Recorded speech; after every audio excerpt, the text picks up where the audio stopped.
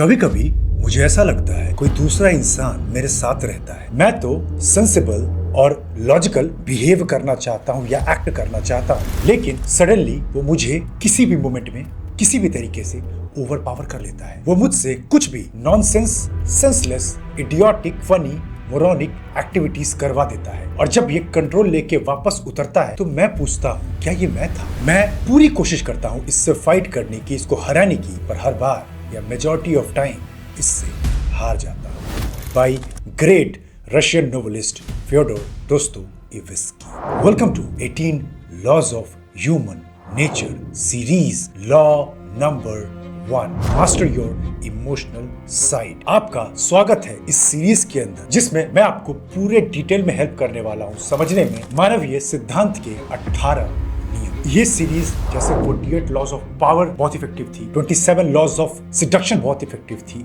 उससे भी बढ़कर, उससे भी ज्यादा। और ये इंसानी सिद्धांत के नियम आपके हर जगह काम आएंगे। इन 18 लॉज में हम लोग बहुत कुछ समझेंगे। ये हर किसी को देखना है। ये मैं ये नहीं बोलूंगा कि सिर्फ यंग इंसान को देखना चाहिए, 30s वाले, 40s वाले, 18 से पहले वाले, क्योंकि आप जानते हो मैं वैसे स्किल सिखाने में बिलीव करता हूँ जो प्रैक्टिकल है, जो आज सीखा और आज से ही प्रैक्टिकली उसको आप टेस्ट कर सकते हैं। ये नहीं कि कभी होगा कि नहीं, ये लगेगा कि नहीं। इंसान का इमोशनल साइड को कैसे टेक ओवर करता है, इंसान सोचता कैसे है, सामने वाले को पढ़ते कैसे हैं, इंसान का इड, ईगो, सुपर ईगो क्या होता है, इंसान अपना मास्क कैसे बदलता रहता है। ऐसे बहुत सारी चीजें हैं जो देखोगे आपको इतने सारे वाव एलिमेंट्स मिलेंगे ना, आपको दिमाग भी हिलेगा, गुस्सा भी मुझ पे भी आ सकता है, लेकिन मजा बहुत आएगा। बहुत रोमांचक फैक्ट्स के थ्रू, प्रूवन प्रैक्टिकल लर्निंग के थ्रू, मेरे जो कुछ लेसन्स रहे हैं या जो ग्रेट लोग को जिनको मैं रीड करता हूं उनके लर्निंग्स के थ्रू मैं इस सीरीज को पूरी हेल्पफुल बनाने की कोशिश करूंगा। बट आप लोगों से वही रिक्वेस्ट है, जितना हो सके शेयर करेंगे, आप अच्छे से वीडियोस को देखेंगे, कमेंट करेंगे, ताकि यूट्यूब भी रिकमेंड करे, क्योंकि मुझे भी कहीं ना कहीं प्रोत्साहन की जरूरत होती है और आप लोग बहुत प्रोत्साहित करते हैं। इसमें बोलने की बात ही नहीं है, बट थोड़ा और एफर्ट कीजिए, क्योंकि सीरीज है, सीरीज का views as compare to normal content कम होता है, क्योंकि इसके लिए बहुत लंबा सबर रखना पड़ता है। तो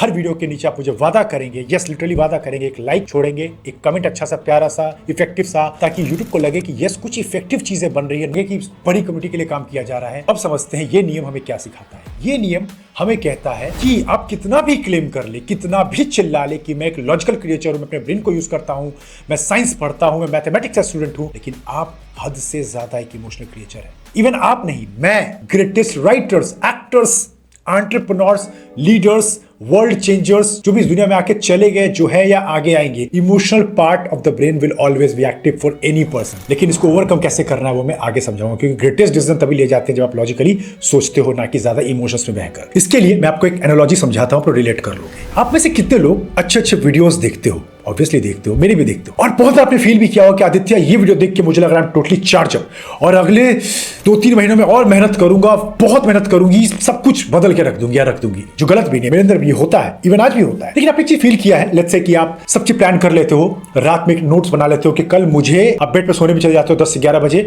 और बिल्कुल उठ भी जाते हो 6 बजे। अब चार्ज अप हो 6 से 9, 9 से 12, 12 से 3, अच्छे से काम किया, अच्छे से खाया, अच्छे से जिम किया, फैमिली टाइम स्पेंड किया, फ्रेंड टाइम स्पेंड किया, फिर बेड पे चले गए। एक दिन अच्छा फील हुआ, 2 दिन फील हुआ, तीसरे दिन अजीब सा एक खालीपन लगता है, क्या कर रहा हूं, सब कुछ ठीक है बट सब कुछ रुका रुका क्यों लग रहा है, मतलब आपका लय कुछ बिगड़ रहा है, कुछ मोमेंटम टूट रहा है, आपको ये फील होता है और आप चाह कर भी पुश कर रहे हैं बट ब्रेन नहीं करने दे रहा आपको पुश। आप लोगों ने डिलीट किया होगा, जिसको कहते भी कि मोटिवेशन ठंडा हो गया कुछ दिनों के अंदर। तो क्या हो रहा है, और उसी मोमेंट किसी आपके क्लोज फ्रेंड का फोन आ जाए कि भाई आज फ्राइडे नाइट है, बहुत मेहनत कर लिया तूने, आज तो बियर पार्टी होना ही चाहिए, या फिर ये रेस्टोरेंट चलेंगे खाने हम लोग, या फिर आज थोड़ा क्लब में रात स्पेंड करेंगे, जो भी होगा। आप सडन सब चीज छोड़कर, जो भी आपके ऊपर बिल्डअप हुआ है 3-4 दिन का प्रेशर, जो आपने मोटिवेशन में सो कॉल्ड बहुत ज्यादा काम किया है, सब फटता है और आप फिर इतना ज्यादा मस्ती में घुस जाते हो, आप पूरे लॉस्ट। बोतल के बोतल खत्म हो रहे हैं, क्लब में डांस पे डांस किए जा रहे हो, रात रात भर पी के नशे में, वो सुबह 5 बजे आ रहे हो, फिर अगला पूरा संडे भी खराब हो जा रहा है। हो क्या रहा है, एक्चुअली में आपका emotional part of the brain अभी ज्यादा एक्टिव है। अब समझाता हूं क्यों।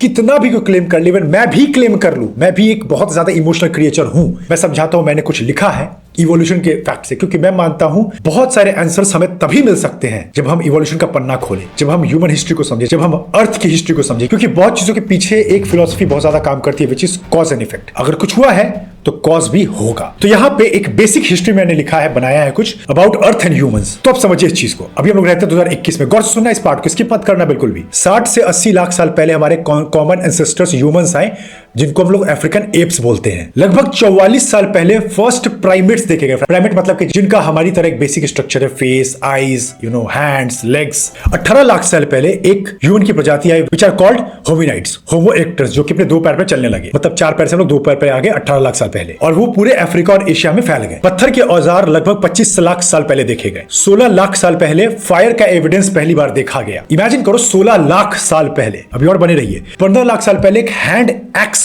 को लोग अच्छे से ढूंढ पाए, जिसकी वजह से जानवरों को मार पाते थे, मैरो को बोन से अलग कर पाते थे, मांस अलग कर पाते थे खाने के लिए। ब्रेन का एक्सपेंशन 10 लाख साल पहले अच्छे लेवल पे होने लगा। 8 लाख साल पहले हमारा main centre of the brain develop हुआ, विच इज कॉल्ड एमिगडाला, जो कि सबसे इंपॉर्टेंट बोला जाता है, जो कि हमारे इमोशन का सबसे बड़ा रेगुलेटर है। इसी पार्ट ऑफ द ब्रेन की वजह से हमें फियर आता है, हम डरते हैं, ओवर एक्साइटेड हो जाते हैं, ओवर हैप्पी होते हैं, ओवर रोने लगते हैं। एमिगडाला हमारा प्राइमल फियर ब्रेन है। 1 लाख से 5 लाख साल पहले ब्रेन का एक्सपेंशन काफी तेजी से हुआ। हमारे सबसे कॉमन या सबसे करीबी रिश्तेदार बोले जाते हैं निएंडरथल्स, जो कि लगभग 1.5 लाख से 1,20,000 साल पहले थे यहाँ पे। फिर सडनली ऐसा हुआ कि 30,000 साल पहले वो सारे के सारे निएंडरथल्स एक्सटिंक्ट हो गए। कैसे हो गए पता नहीं चला आज तक। फिर 30,000 साल पहले होमो सेपियंस की प्रजाति बहुत तेजी से पूरे वर्ल्ड में फैलने लगी। और 10,000 साल पहले जब ऐसा कहते हैं एग्रीकल्चर का काफी तेजी से विकास होने लगा, लोग ये समझने लगे कि हर कंडीशन में जानवर को मार के खाना इज नॉट पॉसिबल, तो हमें कुछ फूड को स्टोर करना पड़ेगा। तब जाके लोगों ने गेहूं को उगाया, जिसको one of the major invention कहते हैं पूरी ह्यूमैनिटी का। अब इस चैप्टर में नहीं जाऊंगा, मैंने बहुत पहले पढ़ा था सैपियंस के अंदर में,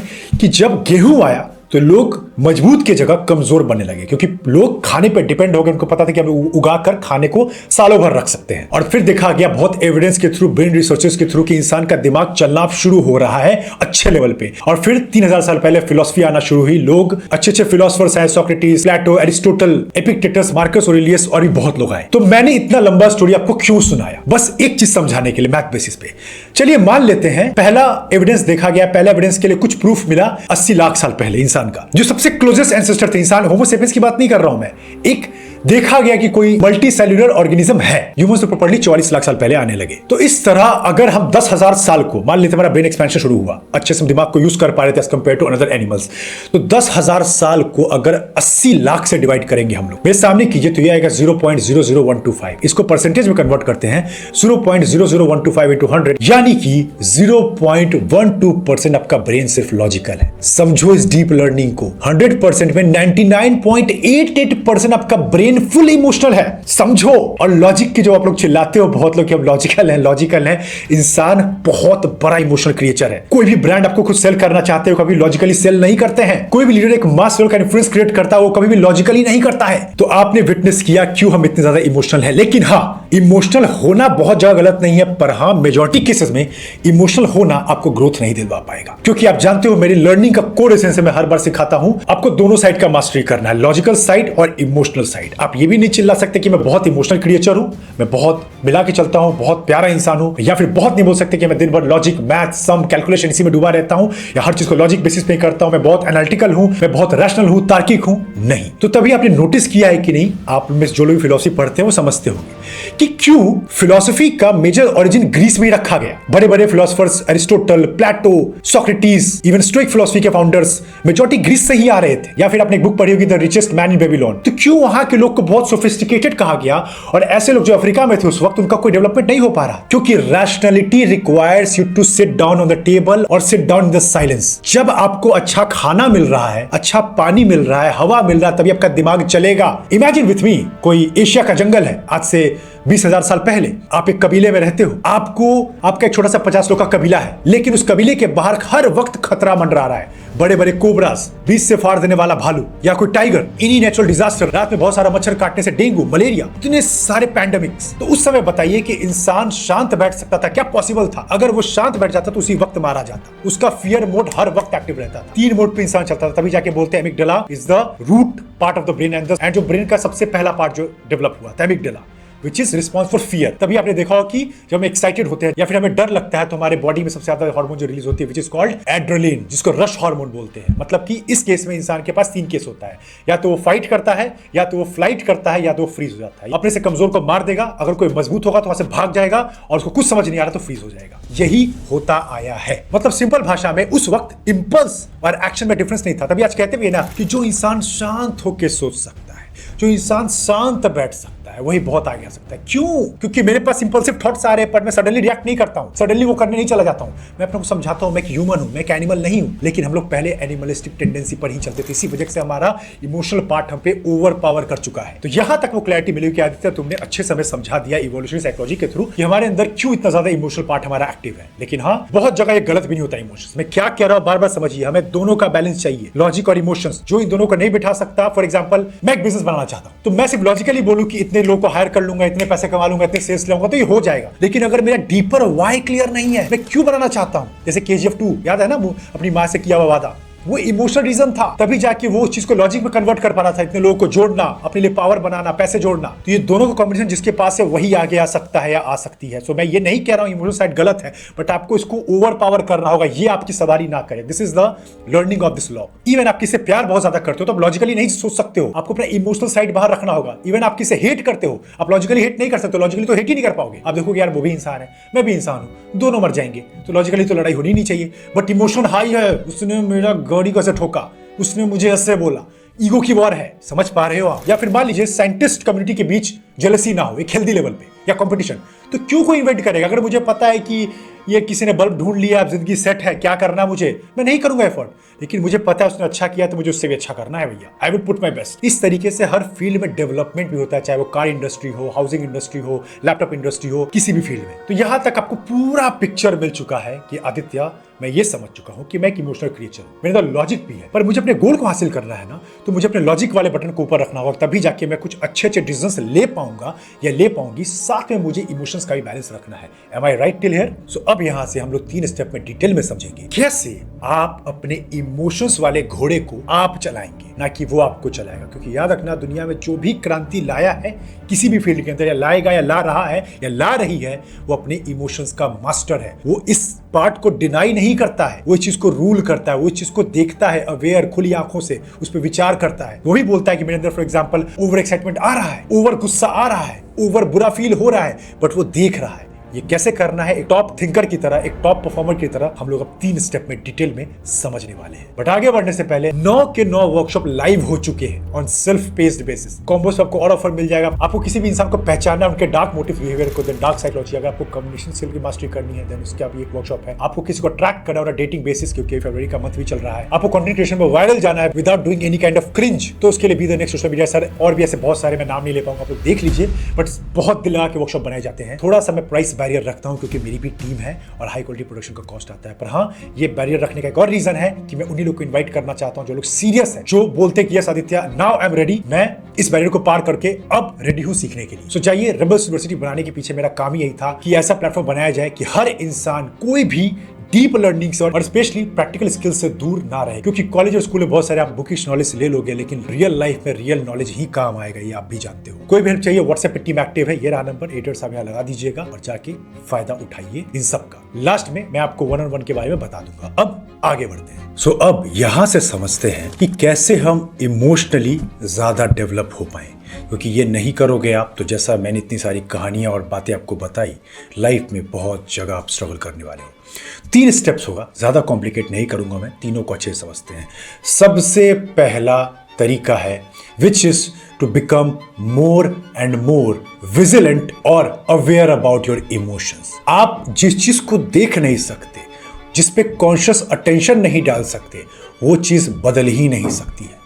अगर आप अपने एंगर को जस्टिफाई करके या किसी चीज के पीछे छुपा के रखने की कोशिश करते हैं, चूंकि ऐसा हुआ, चूंकि any there was a cause, that is why I show the effect, तो वो कभी भी इंप्रूव या ठीक नहीं होगा। लेकिन जैसे ही आप उसके ऊपर कुछ रोशनी डालते हैं, उसको सामने लाके सवाल करते हैं, लोगों के आगे नहीं करते लेकिन एटलीस्ट खुद से पूछते हैं क्या गलती थी, क्यों मैं इतना ओवर एक्साइटेड होकर मैंने इतना बड़ा परचेज कर लिया, क्यों मैं इतना ओवर एक्साइटेड होकर इतना ज्यादा बहस कर लिया जो कि रिक्वायरमेंट नहीं थी, तब तक कुछ नहीं हो सकता। मैं आपको दुनिया के बेस्ट से बेस्ट मेथड बता दूं, but the only reflection what I have got from the last few years is that to have self reflection. तो आज के बाद जब भी कोई मेजर डिसीजन आपके लाइफ में करियर, मनी या ग्रोथ से रिलेटेड हो, तो जितना हो सके एक बार थोड़ा सा स्थिर होना। मैं ये नहीं कह रहा हूं ये आसान होगा, आपकी जंग आपके सारे हार्मोन्स के साथ होने वाली है जो कि इवोल्यूशन के नतीजे हैं। कहां वो लाखों साल की पावर, कहां 20-22 साल के इंसान। सो सोचिए शांत बैठकर, लेकिन आपको थोड़ा सा ठंडा होकर एक बार पूछना है what is need of the moment now, am I not getting over emotional in these decisions, तो चीजें आप बचा लो। स्टेप नंबर 2, आपको कुछ ट्रिगर पॉइंट्स को कैच करना पड़ेगा। इसके लिए मैं आपको 4-5 फैक्टर्स के थ्रू समझा देता हूं। सबसे पहला फैक्टर होगा the trigger point from your childhood traumas. For example, एक लड़का है जिसको बचपन से अपनी माँ का बहुत ज्यादा प्यार और अटेंशन नहीं मिला। वो अपने घर में मिडिल बच्चा था, मतलब मान लो 4 भाई बहन है वो, जिसमें से वो सेकंड लड़का है। उसको उतना प्यार नहीं मिला। उसे अटेंशन लेने के लिए बहुत कोशिश किया, दिमाग में उसका तेज नहीं था, बाकी बच्चे पढ़ने में काफी अच्छे थे, अच्छा कर गए। वो हर वक्त करेगा जिंदगी में अच्छा, लेकिन उसके दिमाग में डर होगा, एक छोड़े जाने का फियर रह जाएगा कि मेरी माँ मुझसे प्यार उतना नहीं कर पाई या करती है। वो उसके लिए कल होके जब शादी करेगा, ये ट्रॉमा पे अगर वो रिफ्लेक्ट नहीं करेगा, वो इमोशन उसके ऊपर बहेगा। वो देखेगा उसकी वाइफ अपनी दुनिया में थोड़ी बहुत ऑक्युपाइड है, उसका भी अपना बिजनेस है, वो चला रही है, वो चिढ़ सकता है, ये भी मेरी माँ जैसी निकली, सारी लड़कियां मेरी माँ जैसी हैं, कोई लड़कियां नहीं मुझे सुनना चाहती, ये लड़की समाज ही खराब है, ये औरत समाज से दूर रहो। वो सबको एक बराबर टैग लगा देगा। वो ये नहीं देख रहा है कि ये चीज उसके ट्रॉमा से आ रही है, ये उसका इमोशन है, क्योंकि मदर उसको वो फुलफिलमेंट नहीं दे पाई। इसका मतलब ये नहीं कि सारी लड़कियां खराब हैं, हो सकता है सबकी अपनी दुनिया है, बट इस अवेयरनेस की कमी होने की वजह से वो उस लड़की से भी फाइट करेगा, हो सकता है अपनी शादी भी खराब कर ले। ये आप समझ रहे हैं किस तरीके से आपको छोटे छोटे चीजों को कैच करना है जो कि आने वाला है। सेकंड फैक्टर जो होगा कि आपको तब अपने आप को नोटिस करना है जब आपके पास सडन गेन या सडन लॉस आता है। ये मोमेंट मैंने पर्सनली एक्सपीरियंस किया है, ये इतना डरावना है ना। लेट्स से आप कोई बेटिंग ऐप में बेट कर रहे हो, सडनली आप 1 लाख जीत गए। उस समय आपका इमोशंस, जो इंसान 2000 रुपए भी नहीं कमा रहा है, उसके अकाउंट में 1 लाख रुपए आना, वो पागल हो सकता है। लिटरली वो बोलेगा कहां जाना है, क्या करना है, कौन सी चीज खरीदनी है, कौन से पब में बैठना है, वो सब कर डालेगा। और जब देखेगा कि उसको ऐसा गंदा लत लग चुका है कि फिर वो सारे पैसों को दोबारा हार चुका है। ऐसे ही नहीं कहा गया है कि अपनी जीत और हार में जो इंसान अपने आप को स्टेबल रख सकता है, उसका जीतना भगवान भी नहीं टाल सकते, आज नहीं तो कल श्योर है। सो अपने आप को ऑब्जर्व कीजिए, कहीं आप बहुत ज्यादा जीत में बहुत कुछ अच्छा करके ओवर एक्साइटेड नहीं हो जाते हैं और कुछ ऐसे डिसीजन ले लेते हैं जिसकी वजह से आप सब खराब कर लेते हैं। आपको कोई मार्कशीट, लेट्स से आप पढ़ने में उतने अच्छे नहीं थे और सडनली आपको 10th में 98% या 96% आ गया, जैसे तैसे कॉपी वॉपी करके। अब आप अपने आप को तो नहीं देखोगे कि मेरी कोई खास इसमें कंट्रीब्यूशन नहीं था, लेकिन आप जोश में हो चुकी मैंने ही किया है ना, आखिर परसेंटेज आया तो लाया तो मैंने ही है। अब इस चक्कर में आप जोश में साइंस ले लेते हो, आपको साइंस का एस भी समझ में नहीं आता, आप अपने लिए फ्यूचर में बहुत बड़ा गड्ढा खोद चुके हैं। आप मेरी बात को समझ रहे हो। सिमिलरली विद लॉसेस का लूप भी बहुत खराब है। फॉर एग्जांपल, आप लेट उठते हैं, अब आपको दिख रहा है 12 बजा ही दिया मैंने उठने में, अब मैं क्या ही बदल लूंगा, और 6-7 घंटा बर्बाद करते हैं, कुछ खाते हैं, कुछ देखते हैं, कहीं भटकते हैं।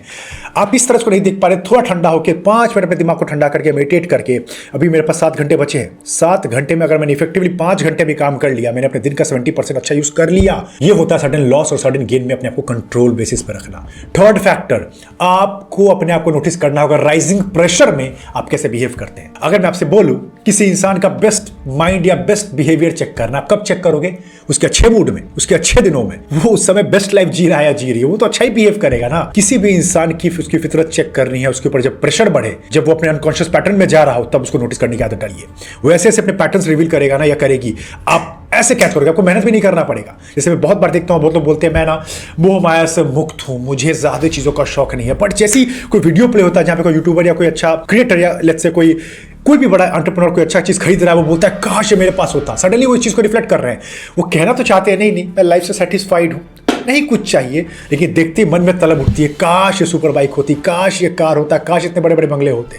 आप पैटर्न नोटिस कर रहे हैं। सिमिलरली कोई बोलता है नहीं मैं काम अच्छे कर लेता हूं, मैं किसी पे गुस्सा नहीं करता हूं, लेकिन सडनली उसको प्रेशर आया, लेट्स से उसको जॉब से निकाल दिया गया, उसके ब्रेन पे प्रेशर है।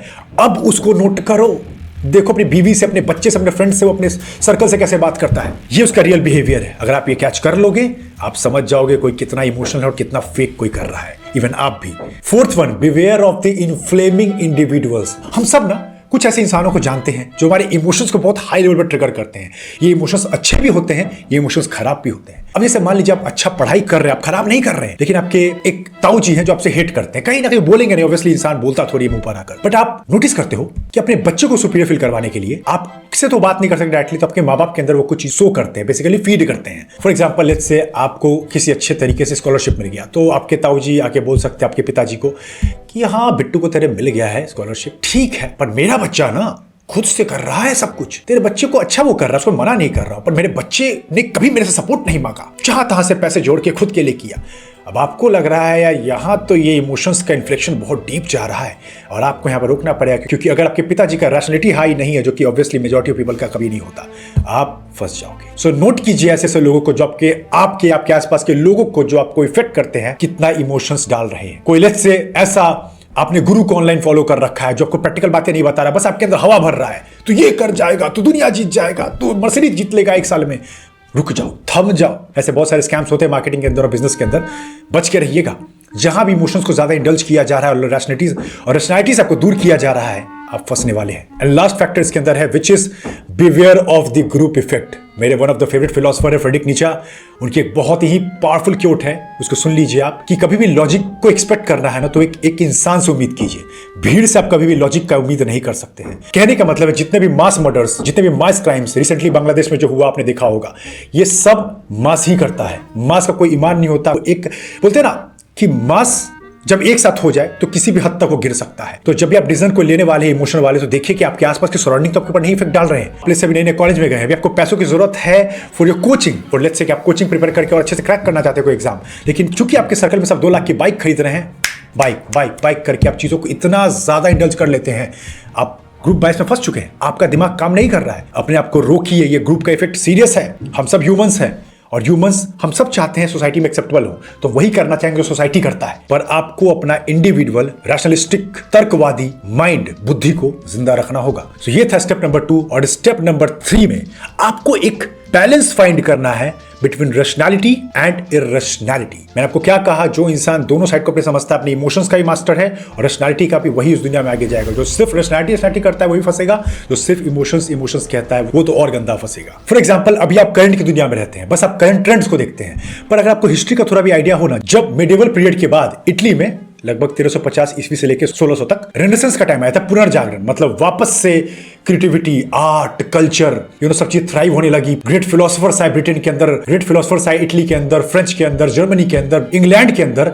देन उसी रैशनैलिटी के जस्ट कुछ सालों के बाद बहुत सारी विच किलिंग, बहुत सारी जादू, काला जादू, बहुत चीजों ने जन्म लिया। कितने लोग मारे जाने लगे, कितनी बूढ़ी बूढ़ी औरतों को जिंदा जला दिया गया in the name of religion, in the name of God, कि ये लोगों को भड़का रहे हैं। सोचिए, एक तरफ इतना बड़ा रैशनैलिटी और एक तरफ इतना बड़ा इररेशनैलिटी। सो कहने का मतलब यही है, इंसान हमेशा से लॉजिकल था, हमेशा से इररेशनल था, बस आपको दोनों का बैलेंस हमेशा बना के रखना है। किसी भी युग में ऐसा नहीं हो सकता कि पूरी तरीके से मास एक तरह से रैशनल बन जाए और एक इमोशनल बन जाए। हर समय बैलेंस रहेगा ही रहेगा, और जो इसके बीच में बहुत अच्छा प्ले करता है वो मैं कुछ नहीं बोलूंगा, आप ऑब्जर्व कीजिएगा ग्रेट पीपल को इस दुनिया में, आप समझ जाएंगे। सो इस तरीके से अगर आप अपने डेविल और अपने गॉड दोनों को बिठा सकते हो with the help of logic and emotions, आप इस दुनिया में इस लॉ नंबर 1 के साथ थ्राइव करोगे। That's my commitment and promise in front of camera. ये था power packed performance. Now let me know how it was. कैसा लगा आपको लॉ 1? यहां पे तो लगभग हर कोई कमेंट करेगा, और एवरेज कमेंट नहीं कि आदित्य अच्छा था, ठीक था, जेन्युइनली, क्योंकि यहीं से नए नए रेबल्स अगर जुड़ेंगे इस कम्युनिटी में तो लॉ 18 तक जाएंगे। सो आपके कमेंट्स को जरूर पढ़ेंगे। सो ऐसा कुछ डीप, ऐसा कुछ यूनिक, ऐसा कोई आपका एक्सपीरियंस, ऐसा कुछ लर्निंग, ऐसा कुछ सजेशन, ऐसा कुछ कुछ भी ऐसा चीज जो लगे कि यस ये एक कम्युनिटी है, कोई कमेंट सेक्शन देखते ही बोले यार नेक्स्ट लेवल का क्रेज जा रहा है यहाँ पर। सो गो इंगेज। एक मुर्दे की तरह बस आप जीने नहीं आए हैं, आप एक मेन कैरेक्टर के हीरो हैं। इंगेज कीजिए और लाइफ को एक्साइटमेंट के साथ जीना सीखिए। साथ में कोई पावरफुल टॉपिक हो तो सजेस्ट जरूर कीजिएगा, आज नहीं तो कल जरूर से वीडियो बनेगा। अच्छा हुआ और बहुत लोग की इसमें सहमति हुई, जैसे कि ये भी बहुत लोगों ने वोट किया था। और साथ में ये 9 के 9 टॉप नॉच वर्कशॉप लाइव हो चुके हैं, जाइए और एडवांटेज लीजिए। आपको सीरियस बेसिस पे पैसा कमाना है, आपको सीरियसली बेसिस पे किसी को डेट करना है, कम्युनिकेट करना है, बॉडी लैंग्वेज रीड करना है, सोशल मीडिया पे वायरल जाना है, टाइम मैनेजमेंट और फोकस की मास्टरी स्टडी करनी है, अपना डेंजरस वर्जन जो मैं रिकमेंड नहीं करता हूं, one of the premium workshop, आपको द ट्रू सिग्मा मैन बनना, सब वर्कशॉप लाइव हो चुके हैं, जाइए इसका फायदा उठाइए। मैं कुछ मनी के बैरियर्स लगाता हूं क्योंकि मेरी भी टीम है और प्रोडक्शन कॉस्ट आता है, बट हाई क्वालिटी कंटेंट और ट्रांसफॉर्मेशन का वादा मेरा है। साथ में आप कॉम्बोज चेक कर लेंगे, आपको और भी ऑफर मिल जाएंगे। यहाँ व्हाट्सएप करवा दीजिएगा, मेरी टीम आपकी जरूर हेल्प करेगी। इंस्टाग्राम पे भी आप मुझे चेक कर सकते हैं, फॉलो कर सकते हैं, क्योंकि वहां पर मैं स्टोरीज के थ्रू बहुत सारे अपडेट्स देता रहता हूं। चलिए फिर, आई होप जैसे सिडक्शन सीरीज ने 48 लॉज ऑफ पावर ने क्रेज क्रिएट किया है और करेगा भी आगे, उसी तरीके से इस ह्यूमन नेचर सीरीज को एक प्रो मोड बनाते हैं, क्योंकि कोई ये थ्योरेटिकल क्लास नहीं है, पूरा प्रैक्टिकल लर्निंग है। क्योंकि जो ह्यूमन नेचर को समझ सकता है वो मजे लेगा पूरी तरीके से जिंदगी के। और अब मिलते हैं लॉ नंबर 2 में, जिससे मेजॉरिटी यूथ परेशान है, that how to deal with the self narcissism in law number 2, which is the law of narcissism. Till then, keep thriving. Glory will come.